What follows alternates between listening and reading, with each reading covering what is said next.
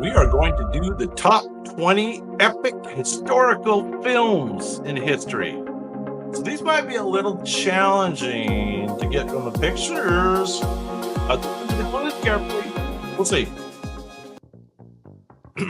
First one's probably the hardest. Number 20. This epic follows one of history's most famous military leaders. It was directed by Oliver Stone, and the film focuses on the conquest of much of the known world.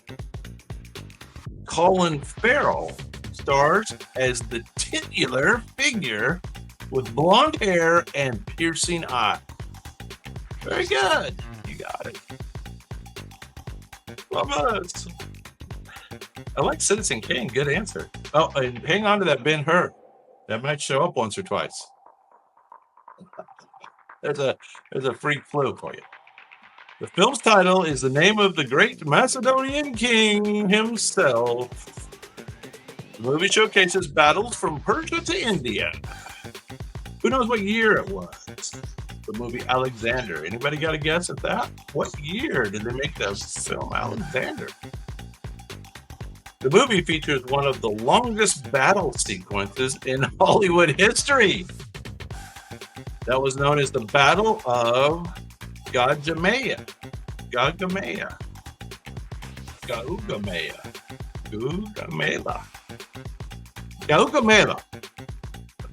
That's my best shot. Alexander is correct. Oh, yes. BC, 12 BC.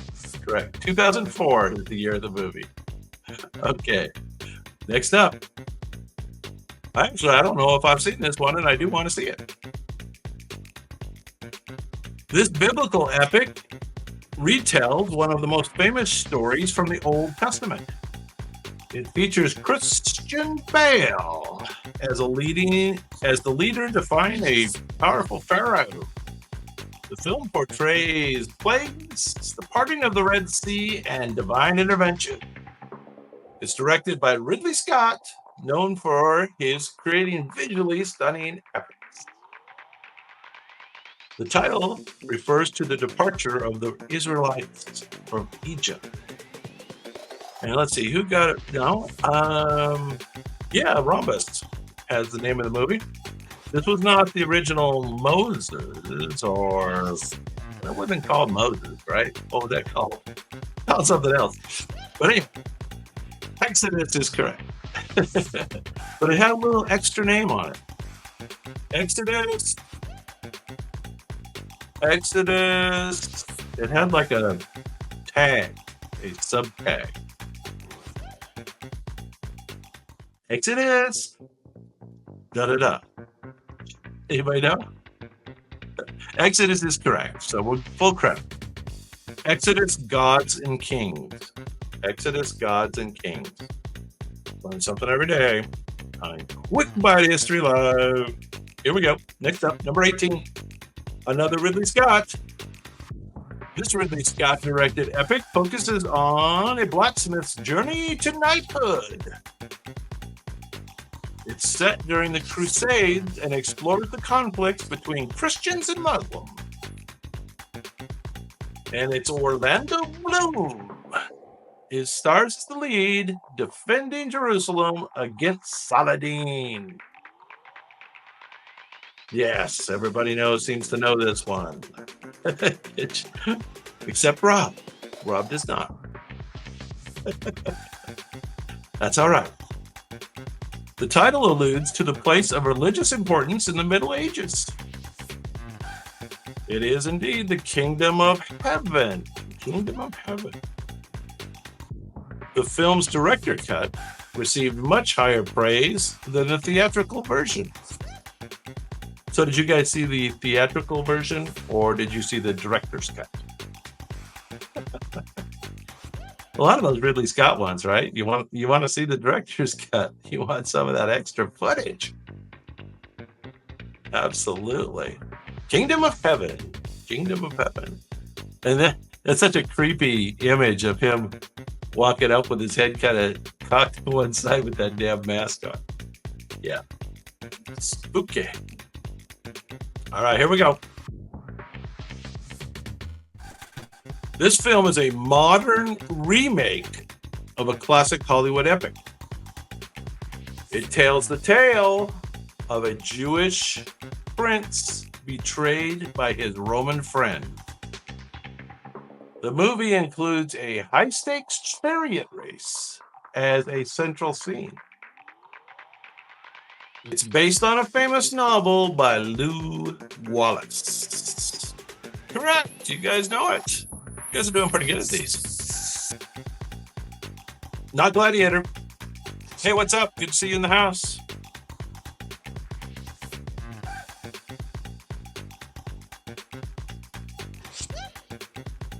You are correct. The title character's name became synonymous with cinematic spectacle. And so, yes, this is Ben-Hur, but it is the remake Ben-Hur, 2016. The original 1959 version won a record 11 Oscars. A feat to remake aimed to emulate. There you go. Wow. Ben-Hur. Exciting. I'm not sure I saw it. I might need to see that. I'm a movie guy. Strange. All right, one of our favorite characters. This lavish epic is one of the most expensive films ever made. Elizabeth Taylor starred as the Egyptian queen in a scandalous production. Richard Burton, who played Mark Antony, was romantically involved with Taylor during the filming. There you go. Ruined another one of her marriages. Yes. How many times was... Okay, here's the key question. How many times was Elizabeth Taylor married? The film features opulent sets, massive crowds, and stunning costumes. The title refers to one of the most famous queens of Egypt. Yes, very good. I like it with a K. I do. It sounds more correct. It's not Cleopatra, it's Cleopatra with a K.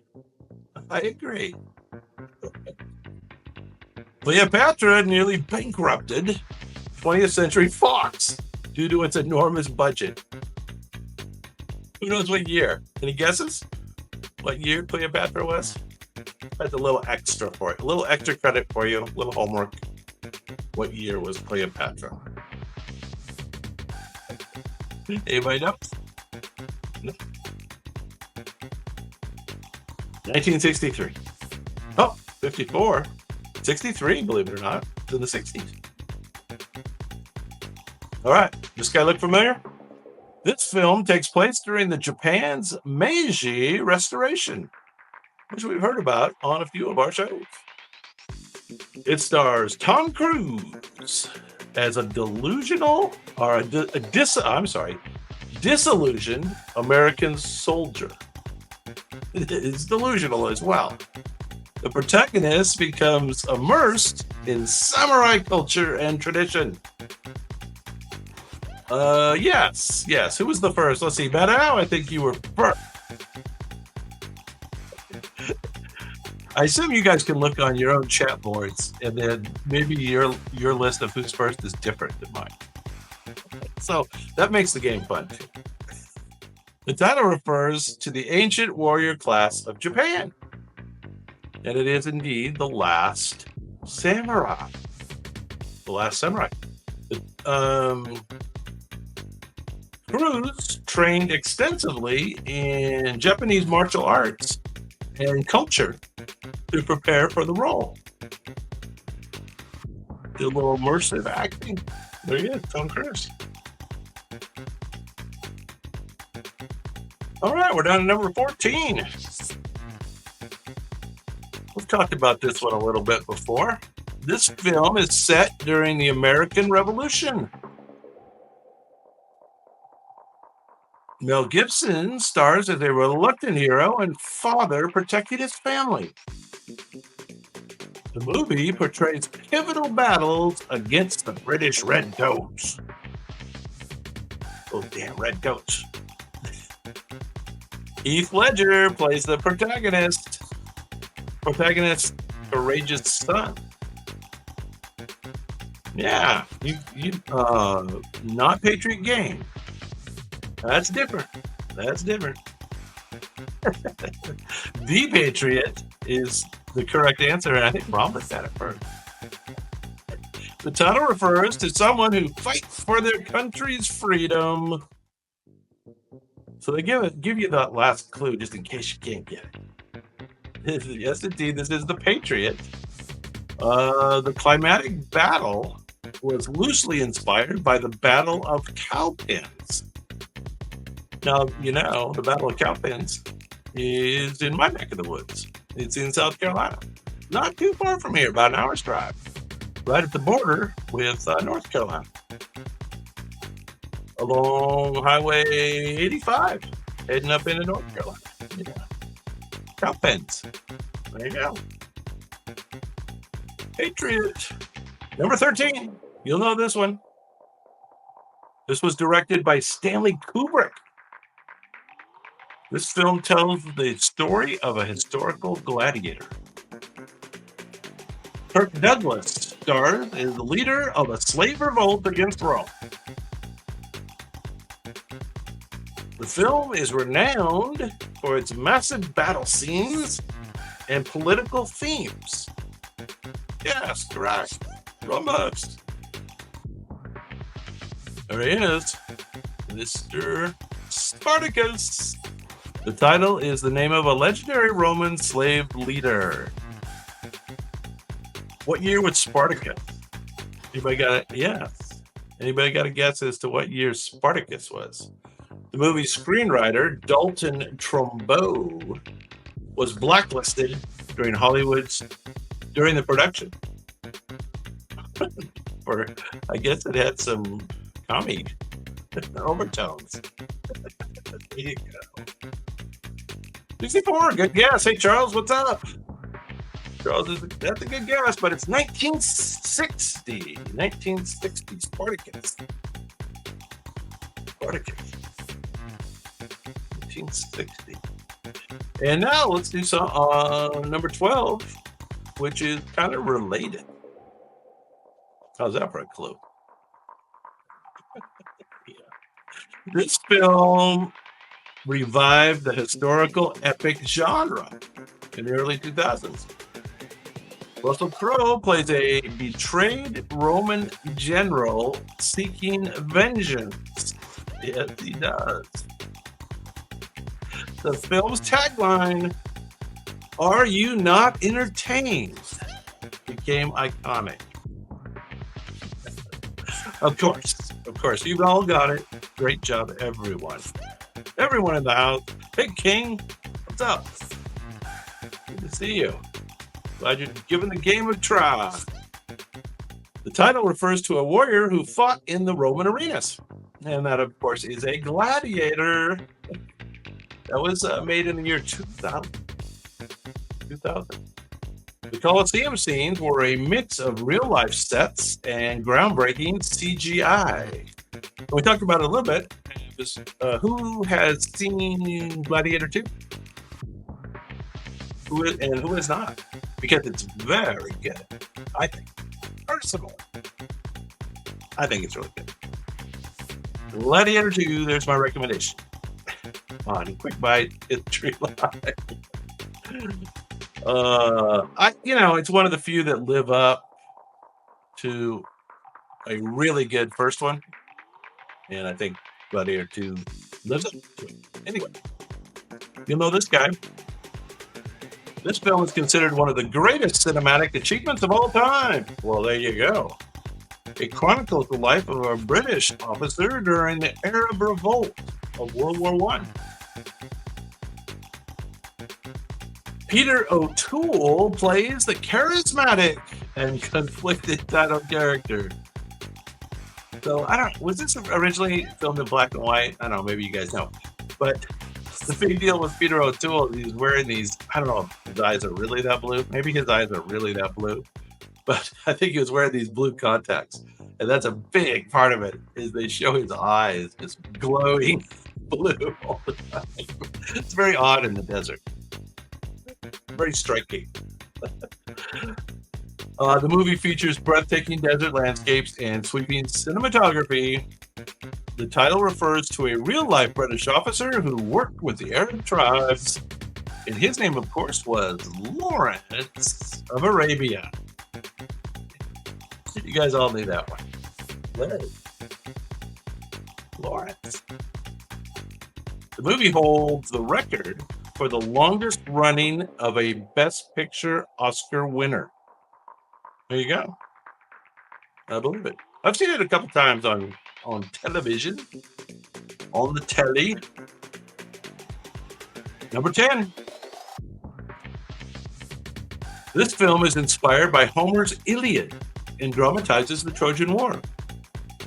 Brad Pitt stars as the legendary warrior Achilles. The film showcases epic battles, including the iconic Trojan horse scene. Correct. Rhombus has it. Yeah, the name of the movie was, as Rhombus says, Eric Bana and Orlando Bloom play Hector and Paris, key figures in the story. All-star cast. The title is the name of the ancient city under siege, which was Troy. 2004, believe it or not, way back. The production built full-scale sets of Troy and its walls. Wow, cool. Which were later destroyed during the filming of the final battle. So they built it, and then they destroyed it during the battle. Cool. Everybody got that one. Troy. Very good. Good movie, too. I liked it. Did everybody see that? Who didn't see Troy? It was good. Now, this next one was a little different. This movie was based on a Frank Miller graphic novel. It depicts King Leonidas and his 300 Spartan warriors at the Battle of Thermopylae, or Thermopylae. The film's striking visual style combines slow motion and high contrast.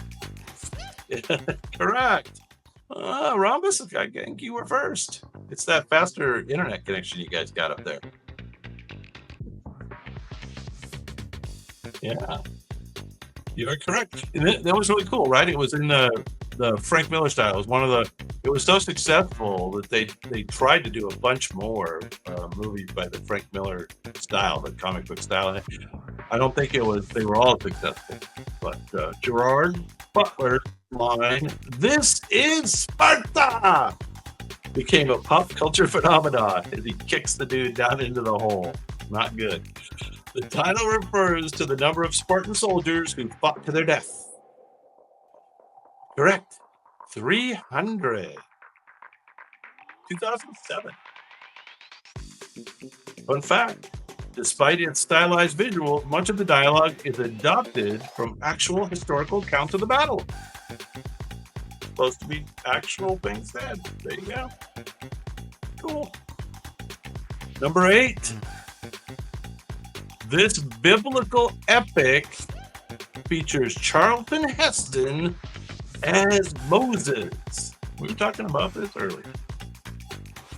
It dramatizes the Exodus story, including the parting of the Red Sea. Yeah. Rhombus, Madao, you guys were almost at the same time. Starlink is dragging you, Stuart. We'll give you a time bonus.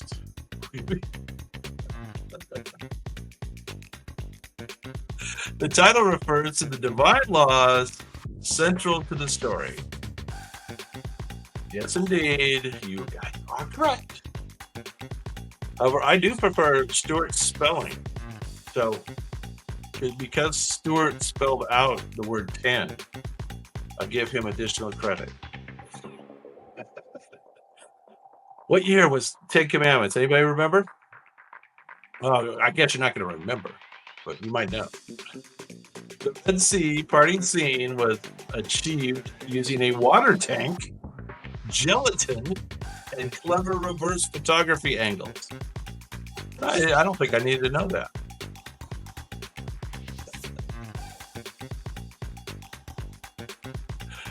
(1956). Very close. Very close. 1956. Okay. Now, I haven't seen this one, and I want to see it based on doing it for this. This Viking epic blends historical fiction with Norse mythology. Alexander Skarsgård stars as a prince seeking revenge for his father's murderer. The film showcases brutal battles and mystical visions. It draws inspiration from the same legend that inspired Hamlet.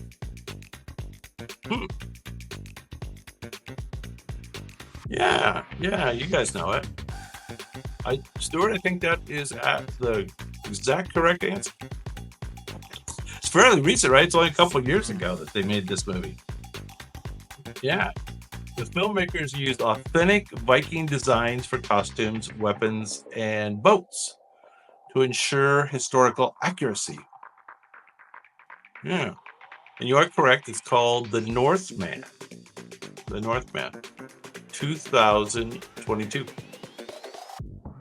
So there you go. The Northman. That was number 7. Number 6. So this next one's pretty cool. I really like this next movie. And if you haven't seen it, let me know. Directed by Mel Gibson. This film is set during the decline of the Mayan civilization. The story follows a young hunter trying to save his family from captivity. The film uses Yucatec Maya language for authenticity. I didn't know that. That's cool. Correct. Despite his slow internet, Stuart is first with that one. Very good. The title means a new beginning, referencing the Mayan apocalypse. Yeah, Apocalypto. I remember when I first saw that movie. I've seen it several times now. I was pretty freaked out. I was like, wow. And it was because it was Mel Gibson. He was kind of edgy, right, at the time. Yeah, Mad Max. I like that answer. See the Mayan temple there in the background? That's the giveaway. There's a Mayan temple back there. The film's actors were mostly local, non-professionals, chosen for their authenticity again.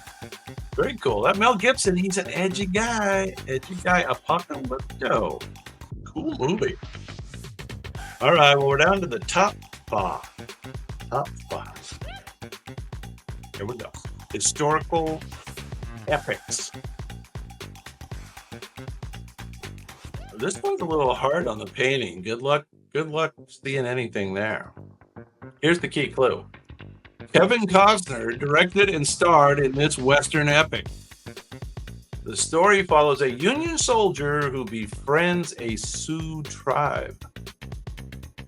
The film features themes of cultural exchange and environmental respect. It won 7 Academy Awards, including Best Picture of the Year. Yeah. You got it. Dances with Wolves. Very good.